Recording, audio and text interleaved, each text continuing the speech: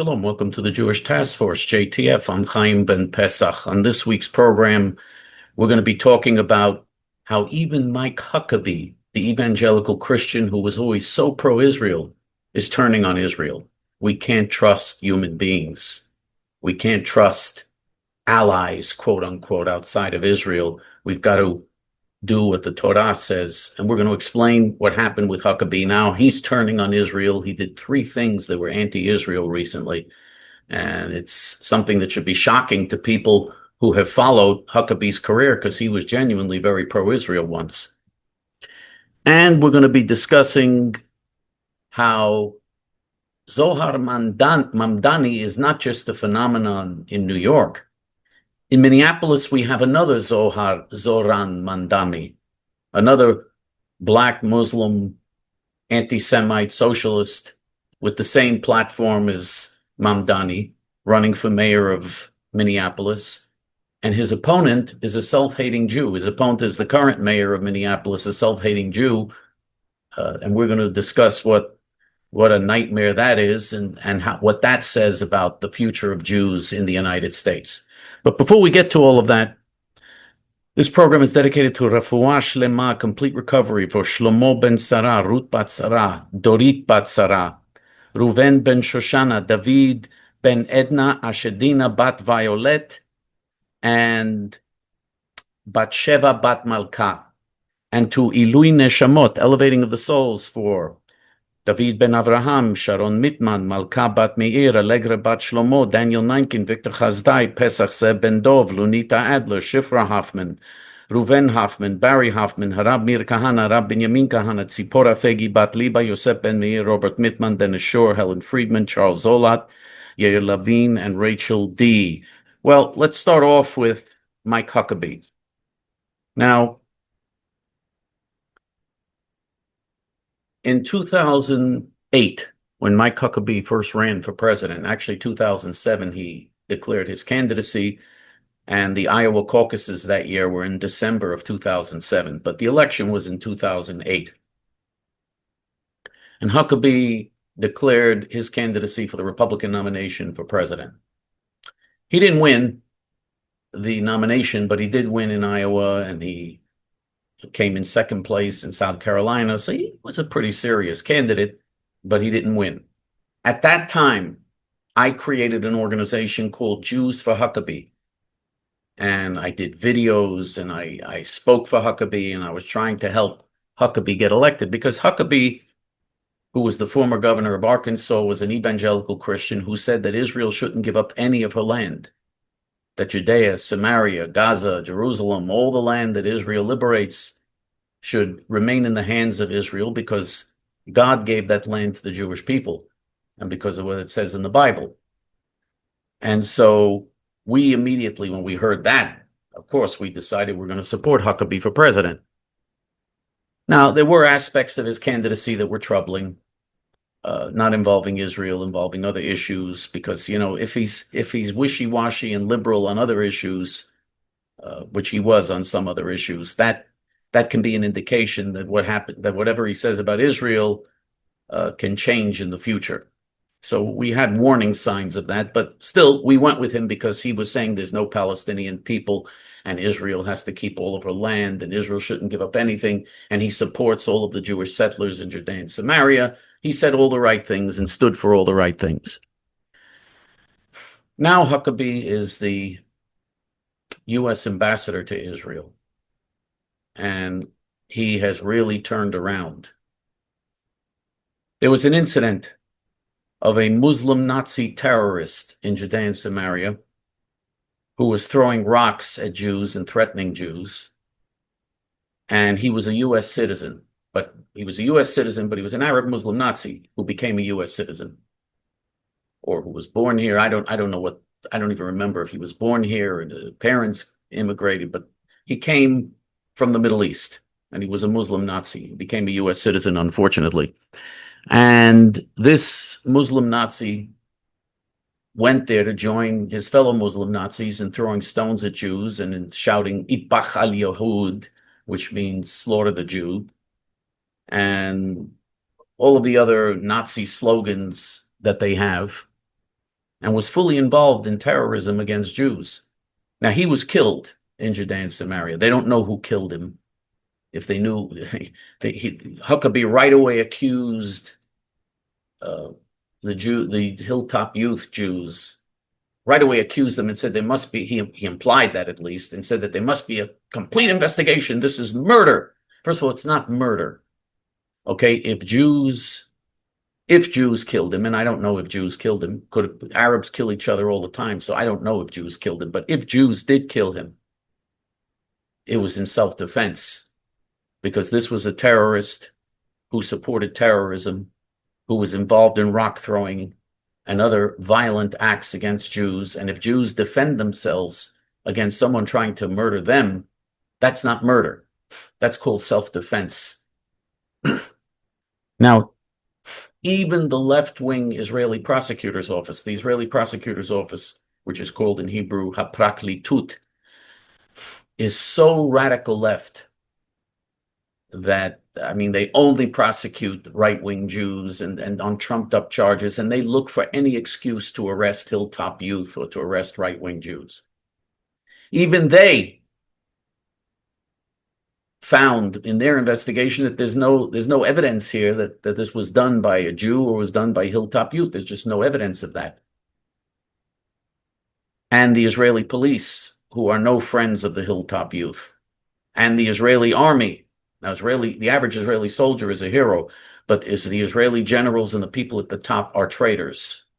These are traitors who are responsible for the October 7th massacre and who are left-wing ideologues that have caused the murder of thousands of Jews because of their refusal to attack innocent Arab civilians who are not innocent. The Arab civilians are fighting together with Hamas against the Jews. And because of that, thousands of Jews have been murdered over the years. Hundreds of Israeli soldiers just in this war in Gaza were unnecessarily massacred. And every day we hear more about soldiers being blown up and soldiers being massacred all the time in Gaza because they don't want to hurt the innocent Arab Nazi civilians, all of whom supported Hamas and support Hamas. Now, so they're not innocent. And the life of one Jewish soldier is worth more than the lives of all the Arab Muslim Nazi enemy in Gaza put together.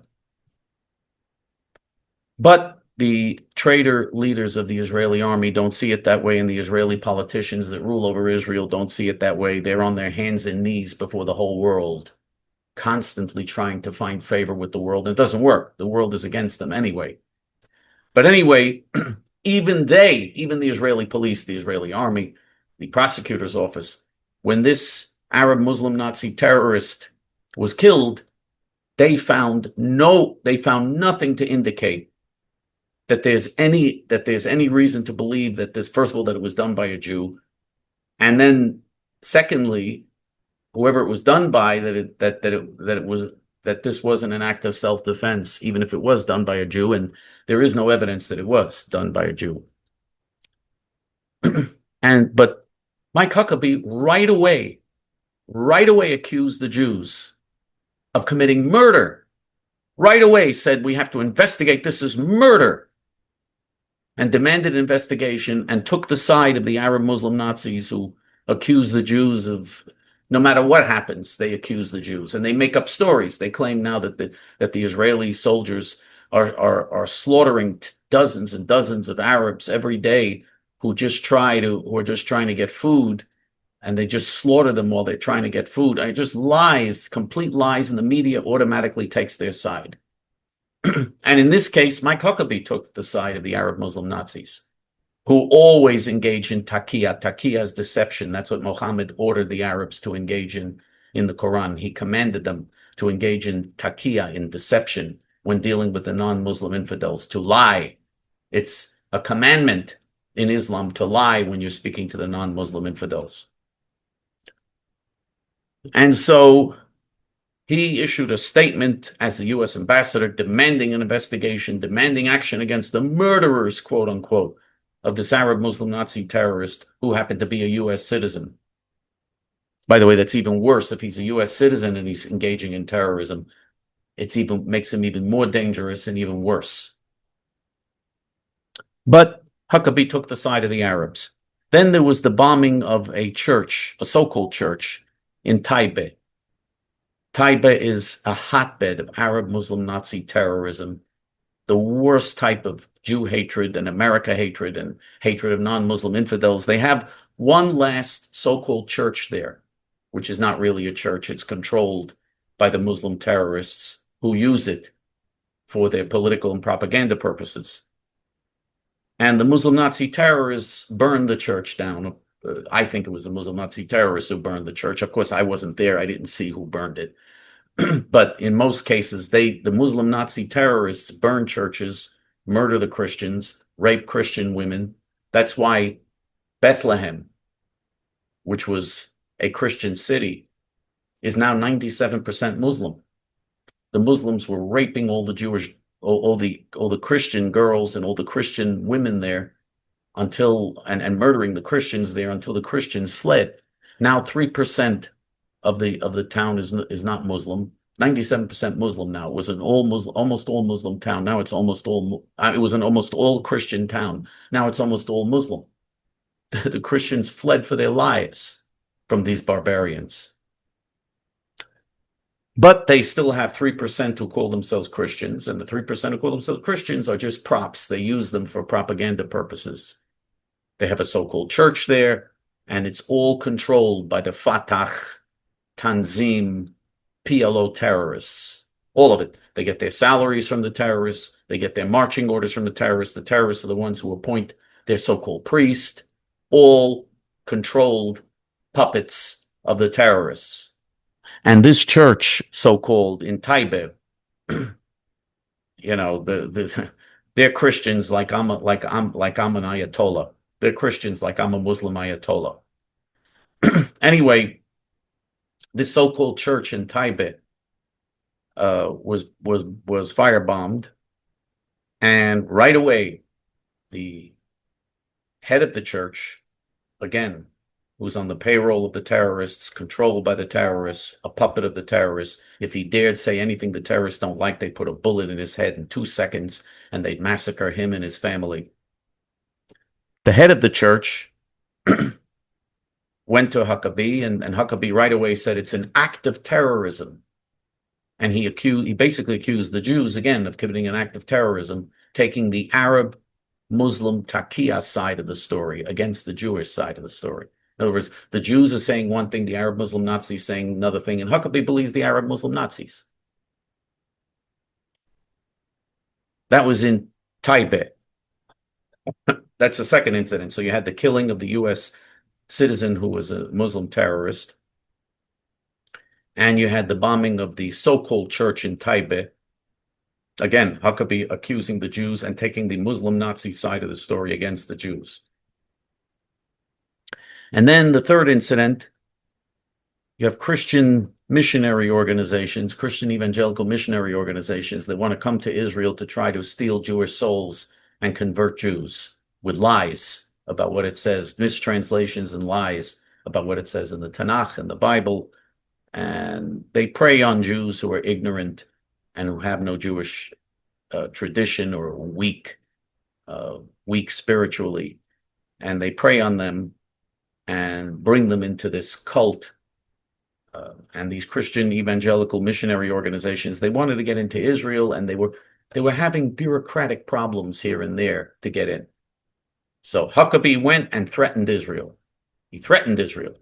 He said, if you continue to prevent these Christian missionary organizations from coming into Israel, we're going to do all types of things to you. We're going to take diplomatic action against you and other action against you. He threatened Israel. And he's been threatening Israel a lot lately. By the way, it's interesting. Immediately, of course, the Israeli government caved in. The Interior Minister, Arbel, Shem Reshaim Yerkav, made the name of the wicked rat, this filthy traitor, the Interior Minister there, who won't let Chaim ben Pesach into Israel, immediately eliminated all of the usual paperwork that any normal person wanting to go to Israel, any normal organization wanting to function in Israel has to fill out. They don't have to fill out anything. Right away, he cleared them to go there and carry out their missionary activities against Jews. And by the way, Arbel is from the Shas party, the traitor Shas party that supported the Oslo agreements, that supported bringing Arafat and tens of thousands of Muslim Nazi terrorists into Israel, but threw Chaim ben Pesach out of Israel. I'm not allowed to make Aliyah. I'm not allowed to go to Israel, but Arafat, the Arab Hitler Yasser Arafat, and tens of thousands of Muslim Nazi terrorists were welcomed into Israel by Shas, by the Shas party, which calls itself religious and Haredi, and oh, what a bunch of corrupt traitors. Anyway, Arbel right away caved in, gave them immediate status. They can do whatever they want, and you can be sure no one's going to say a word to them when they go around and missionize, even though it's illegal in Israel to engage in missionary activity like that.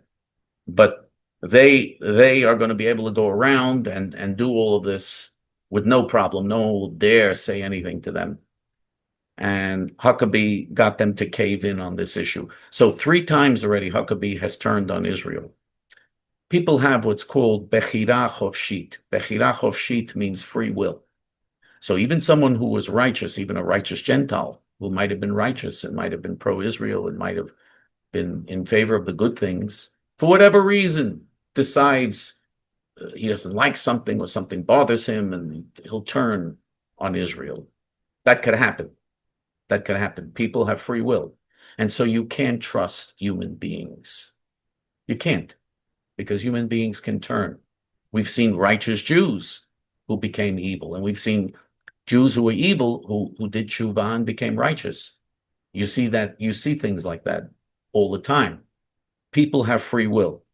And so Israel's policy should be based upon what Hashem, what God commands Israel to do, not based upon trying to please Huckabee or trying to please the Americans or the Europeans or the UN or any other group. Israel should only be doing what God commands Israel to do. Israel's only real ally is not the United States.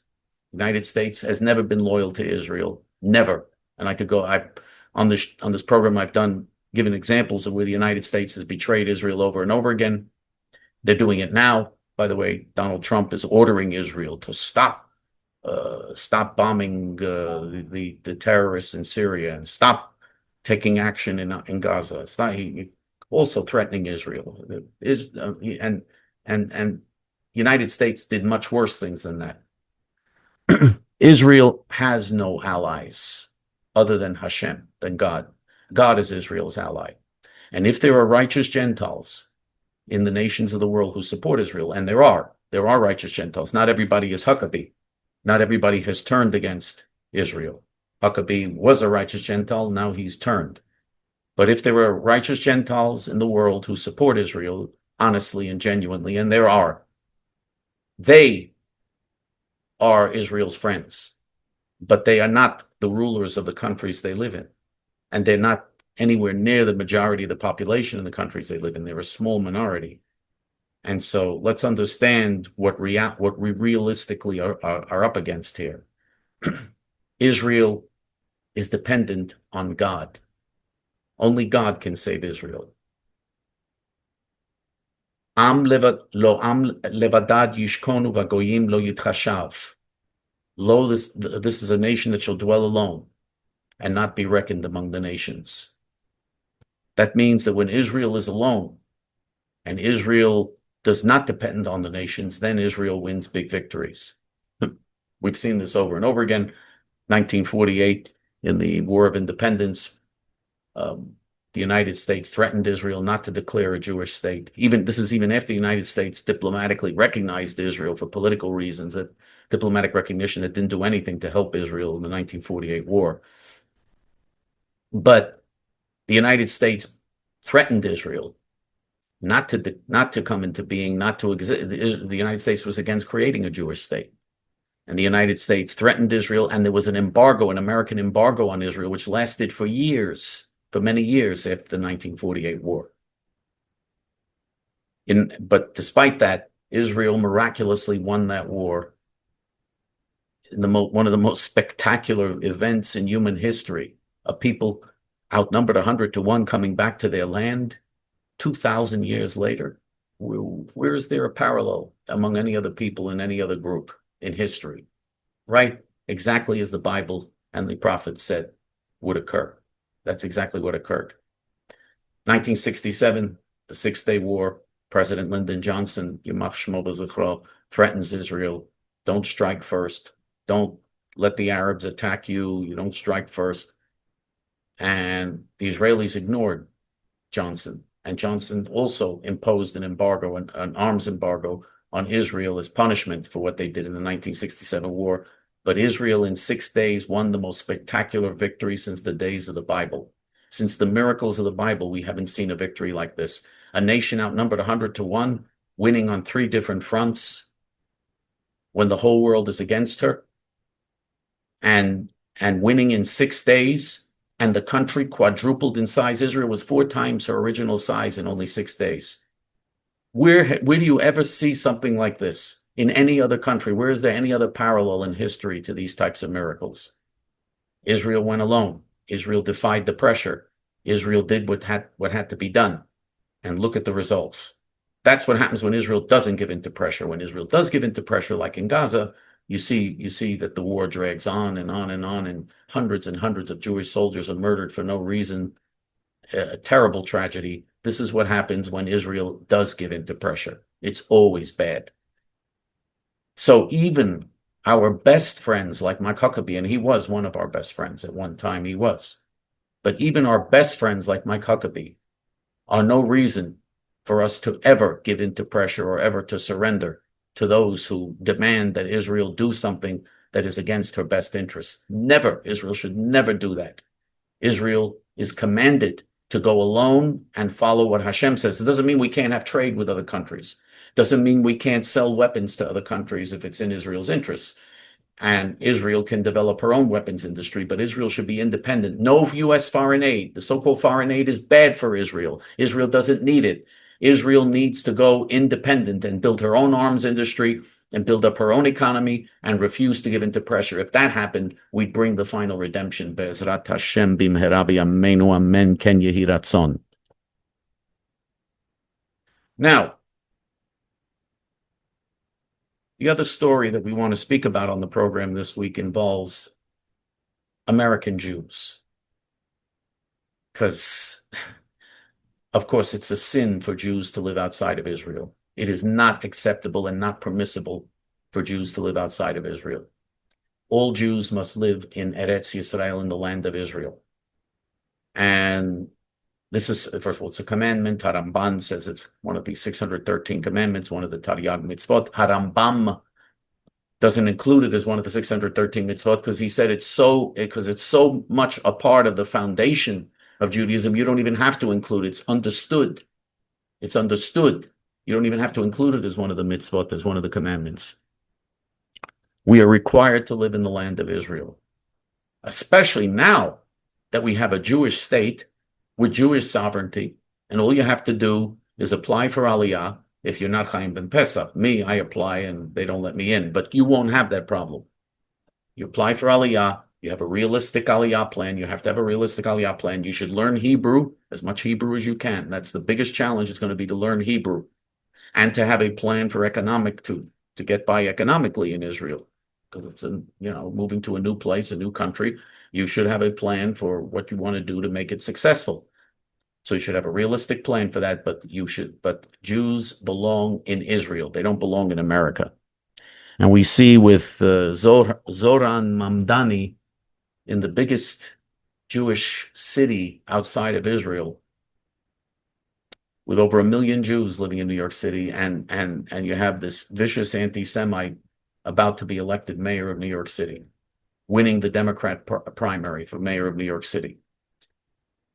And he's not the only one. It's not just in New York. As we warned, this is going to spread all over the country. Now, this disease, this anti-Semitic disease will spread all over the country.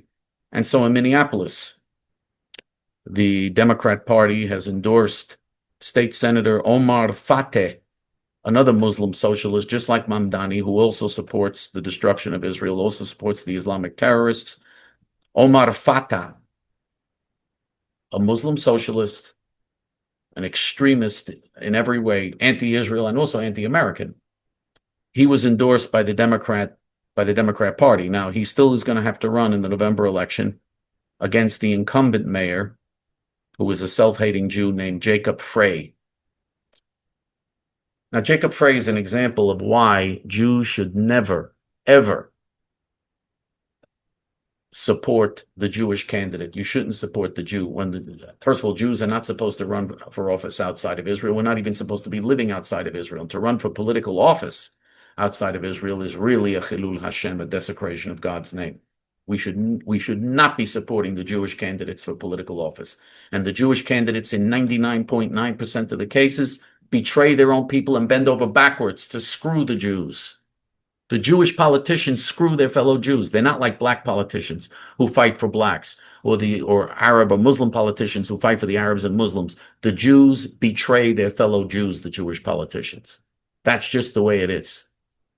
They're the worst enemies of the Jews, are the Jewish politicians, Schmuck Schumer and Bernie Sanders and Brad Lander and Goldman, the congressman from Brooklyn who initiates all of the anti-Israel resolutions and all the anti-Israel decisions in the Congress. He's the one who sponsors all of them.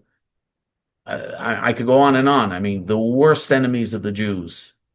J.B. Pritzker, who is the governor of Illinois, whose multi-billionaire family are the owners of the Hyatt Hotel, which should be boycotted. J.B. Pritzker finances every anti-Israel organization that works to undermine Israel. Dozens of organizations receive grants and assistance from J.B. Pritzker and his family and the foundations that they found, which are all left-wing foundations. He's the self-hating Jewish governor of Illinois. Now, Jacob Frey is another example of this. He's the mayor of Minneapolis. He's been the mayor of Minneapolis for, I don't know, 5-6 years or something like, I think 6 years. And how did he start out his career in politics? He started out his career in politics by being the founder and organizer of something called the Big Gay Race. That's how he started his career in politics. Organizing a race a race where people run on behalf of gays and transgenders. He calls it the Big Gay Race, to raise funds for gays and transgenders. That's how he started out his career in politics. What a chilul Hashem, what a desecration of God's name that a Jew is involved in something like this. And of course, he's anti-police. And of course, he turned Minneapolis into a sanctuary city and has said there'll be no cooperation with ICE and that we'll do everything we can to resist ICE coming in. And ICE, by the way, are the federal agents coming in just to enforce the law against illegal aliens. And Jacob Frey says the city will not cooperate with ICE and will do everything they can to resist ICE. In other words, to prevent ICE from enforcing the law, which is a crime. Jacob Frey should be arrested if he's going to do this, because Jacob Frey is preventing law enforcement from enforcing the law. On Israel, he supports creating a Palestinian terrorist state. And by the way, when I say Palestinian, there are no Palestinians, there is no Palestine. All of that is propaganda and a lie. But Jacob Frey sponsored a resolution in the city council. As mayor, he introduced a resolution calling for the two-state solution, for the creation of a Palestinian terrorist state, which would be suicide for Israel. Israel would be 6 to 9 miles wide. The Muslim Nazi terrorists would be 1 mile from the Israeli airport. Complete suicide for Israel. As Israel's former foreign minister, who was a leftist, even he said, even Abba Eban, who was a leftist foreign minister, said these new boundary lines for Israel would be Auschwitz lines, Holocaust lines.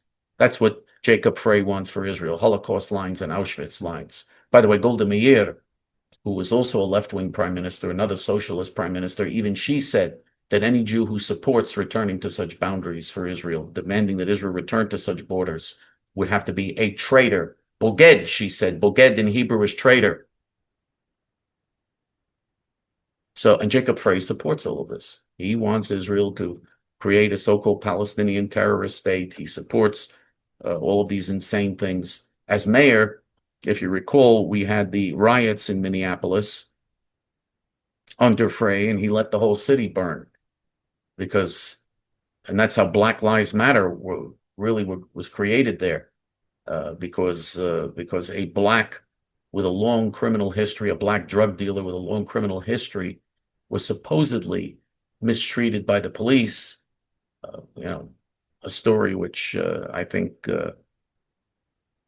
obviously is untrue, but in any event, in Minneapolis there were violent riots and terrorism was carried out by rioting mobs, and Frey allowed the city to burn. He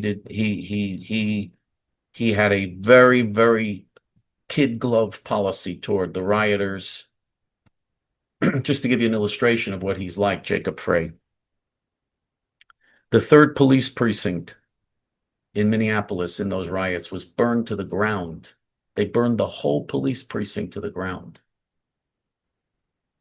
Jacob Frey decided to rebuild it as a democracy center, not to rebuild the police precinct so that they can, once again, the people have the protection of the police, but to build a democracy center where we're taught that America's a racist country and white people are all racists and police are racists and Black Lives Matter propaganda and all the other hate and viciousness from the left.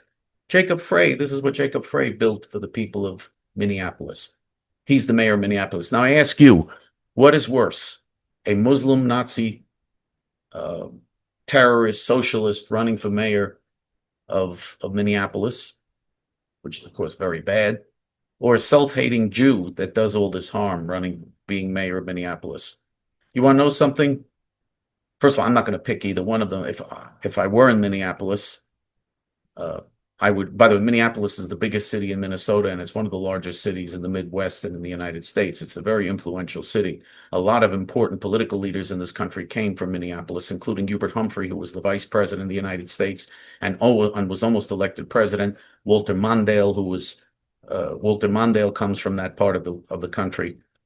He was the Democrat nominee for president in 1984. A lot of very important political leaders in the Democrat Party come from Minneapolis. So this is an important city with a lot of influence over the whole country. There are other candidates running. They're not going to win, but I would vote for one of the other candidates if I were in Minneapolis. I certainly would never vote for the self-hating Jew and never vote for the Muslim terrorist that's running. But this is where the country's going. This is where we are. This is where the country's going. And the time has come for Jews to wake up. Now,